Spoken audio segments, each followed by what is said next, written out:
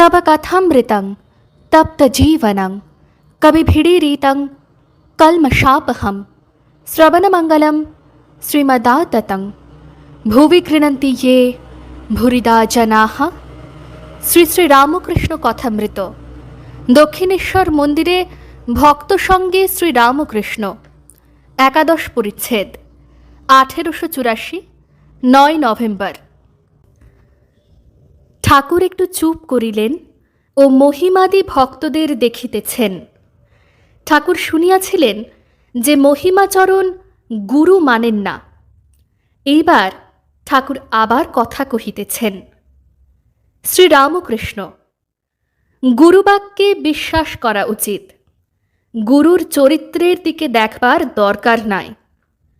যদ্যপি আমার গুরু শুঁড়ি বাড়ি যায়, তথাপি আমার গুরু নিত্যানন্দ রায়। একজন চণ্ডী ভাগবত শোনাত। সে বললে, ঝাড়ু অস্পৃশ্য বটে, কিন্তু স্থানকে শুদ্ধ করে।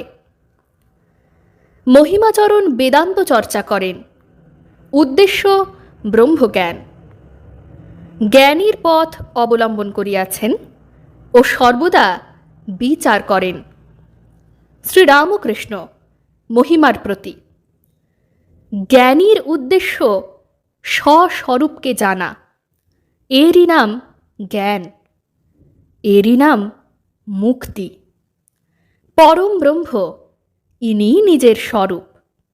আমি আর পরম ব্রহ্ম এক, মায়ার দরুন জানতে দেয় না। হরিশকে বললুম, আর কিছু নয়, সোনার উপর ঝোড়া কতক মাটি পড়েছে, সেই মাটি ফেলে দেওয়া। ভক্তেরা আমি রাখে, জ্ঞানীরা রাখে না। কি রূপে স্বস্বরূপে থাকা যায়, ন্যাংটা উপদেশ দিত। মন বুদ্ধিতে লয় করো, বুদ্ধি আত্মাতে লয় করো, তবে স্বস্বরূপে থাকবে। কিন্তু আমি থাকবেই থাকবে, যায় না। যেমন অনন্ত জলরাশি, ওপরে নিচে, সম্মুখে পিছনে, ডাইনে বামে, জল পরিপূর্ণ।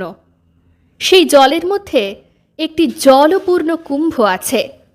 ভিতরে বাহিরে জল, কিন্তু তবুও কুম্ভটি আছে, আমি রূপ কুম্ভ।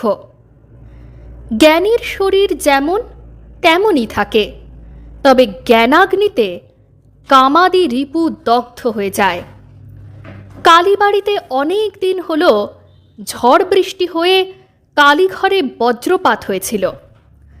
আমরা গিয়ে দেখলাম কপাটগুলির কিছু হয় নাই, তবে স্ক্রিউগুলির মাথা ভেঙে গিয়েছিল। কপাটগুলি যেন শরীর, কামাদি আসক্তি যেন স্ক্রুগুলি। জ্ঞানী কেবল ঈশ্বরের কথা ভালোবাসে, বিষয়ের কথা হলে তার বড় কষ্ট হয়। বিষয়ীরা আলাদা লোক, তাদের অবিদ্যা পাগড়ি খসে না, তাই ফিরে ঘুরে ওই বিষয়ের কথা এনেই ফেলে। বেদেতে সপ্তভূমির কথা আছে। পঞ্চম ভূমিতে যখন জ্ঞানী ওঠে, তখন ঈশ্বর কথা বই শুনতেও পারে না আর বলতেও পারে না। তখন তার মুখ থেকে কেবল জ্ঞান উপদেশ বেরোয়। এই সমস্ত কথায় শ্রীরামকৃষ্ণ কি নিজের অবস্থা বর্ণনা করিতেছেন? ঠাকুর আবার বলিতেছেন, বেদে আছে সচ্চিদানন্দ ব্রহ্ম। ব্রহ্ম একও নয়, দুইও নয়, এক দুয়ের মধ্যে। অস্তিও বলা যায় না, আবার নাস্তিও বলা যায় না, তবে অস্তি নাস্তির মধ্যে।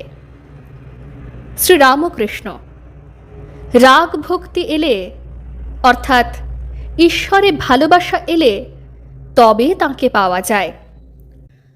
বৈধি ভক্তি হতেও যেমন, যেতেও তেমন।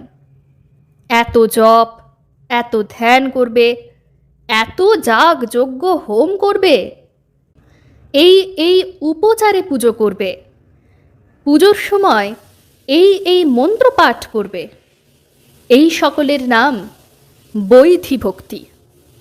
হতেও যেমন, যেতেও তেমন।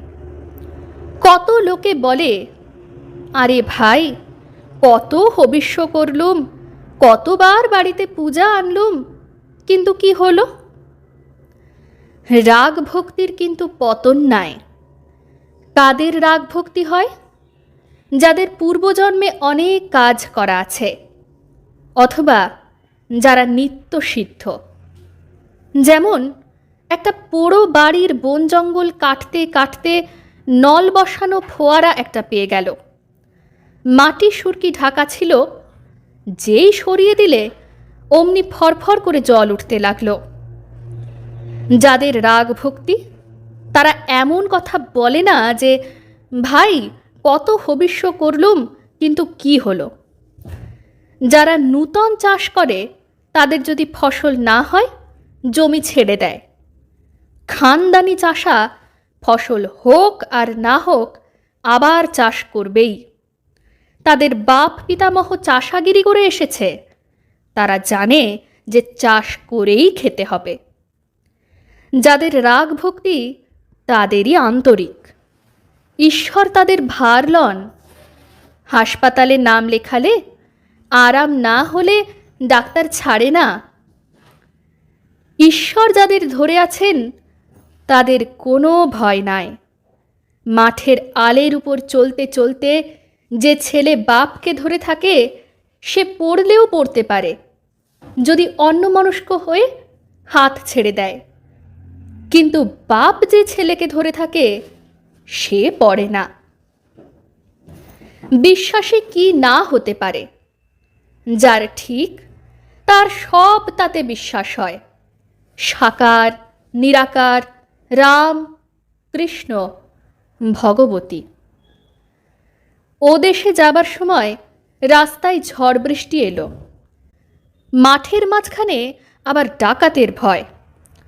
তখন সবই বললুম, রাম, কৃষ্ণ, ভগবতী। আবার বললুম হনুমান। আচ্ছা, সব বললুম, এর মানে কি? কি জানো? যখন চাকর বা দাসী বাজারের পয়সা লয়, তখন বলে বলে লয়, এটা আলুর পয়সা, এটা বেগুনের পয়সা, এগুলো মাছের পয়সা, সব আলাদা। সব হিসাব করে লয়ে তারপর দেয় মিশিয়ে। ঈশ্বরের উপর ভালোবাসা এলে কেবল তাঁরই কথা কইতে ইচ্ছা করে। যে যাকে ভালোবাসে, তার কথা শুনতে ও বলতে ভালো লাগে। সংসারী লোকেদের ছেলের কথা বলতে বলতে লাল পড়ে। যদি কেউ ছেলের সুখ্যাত করে, তো অমনি বলবে, ওরে তোর খুড়োর জন্য পা ধোবার জল আন। যারা পায়রা ভালোবাসে, তাদের কাছে পায়রার সুখ্যাত করলে বড় খুশি। যদি কেউ পায়রার নিন্দা করে, তাহলে বলে উঠবে, তোর বাপ 14 পুরুষ কি কখনো পায়রার চাষ করেছে? ঠাকুর মহিমাচরণকে বলিতেছেন, কেননা মহিমা সংসারী। শ্রীরামকৃষ্ণ মহিমার প্রতি। সংসার একেবারে ত্যাগ করবার কি দরকার? আসক্তি গেলেই হলো। তবে সাধন চায়, ইন্দ্রিয়ের সঙ্গে যুদ্ধ করতে হয়। কেল্লার ভিতর থেকে যুদ্ধ করার আরও সুবিধা। কেল্লা থেকে অনেক সাহায্য পাওয়া যায়। সংসার ভোগের স্থান। এক একটি জিনিস ভোগ করে অমনি ত্যাগ করতে হয়। আমার স্বাদ ছিল সোনার গোট পরি, তা শেষে পাওয়াও গেল। সোনার গোট পরলুম, পরবার পর কিন্তু তৎক্ষণাৎ খুলতে হবে। পেঁয়াজ খেলুম আর বিচার করতে লাগলুম, মন, এর নাম পেঁয়াজ।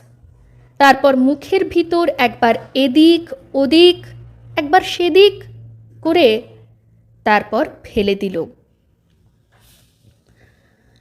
ওং নিরঞ্জনং নিত্যম অনন্তরূপম ভক্তানুকম্পাধৃতবিগ্রহং বৈ ঈশাবতারং পরমেশমেত্যং तं रामकृष्णं शिरसा नमामः. श्रीरामकृष्ण अर्पणमस्तु.